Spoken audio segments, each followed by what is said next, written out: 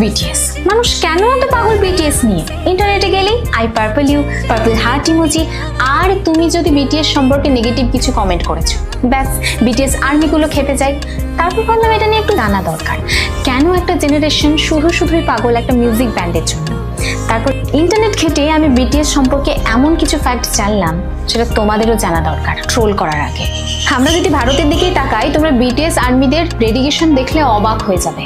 আসামের বন্যা হোক বা কোনো ন্যাশনাল ক্রাইসিস, এই ফ্যানরাই বিটিএস এর নামে লাখ লাখ টাকার ফান্ড রেজ করে ফেলেছিল। কেউ আবার বিটিএস মেম্বারদের নামে নক্ষত্র কিনছে, কেউ আবার বিটিএস মেম্বারের জন্মদিনে মুম্বাইয়ে কোটি কোটি টাকা খরচা করে বিলবোর্ড দিচ্ছে। আমাদের দেশে কোরিয়ান ল্যাঙ্গুয়েজ শেখার একটা ইকোনমি তৈরি হয়েছে, আর এই জেনজি গুলো মশলা জাতীয় আনহেলদি ফুড ছেড়ে র্যামেন খাচ্ছে শুধুমাত্র একটা ব্যান্ডের জন্য। তাদের ইনফ্লুয়েন্স ঠিক কতটা পাওয়ারফুল একটা উদাহরণ দিলেই বুঝতে পারবে।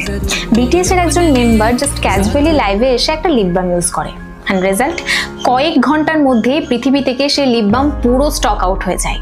তারা যে সমস্ত জায়গায় তাদের মিউজিক ভিডিওগুলো শুট করে, সেই সমস্ত জায়গায় প্রায় লাখ লাখ টুরিস্ট ঘুরতে আসে শুধুমাত্র সেই জায়গাটা দেখার জন্য।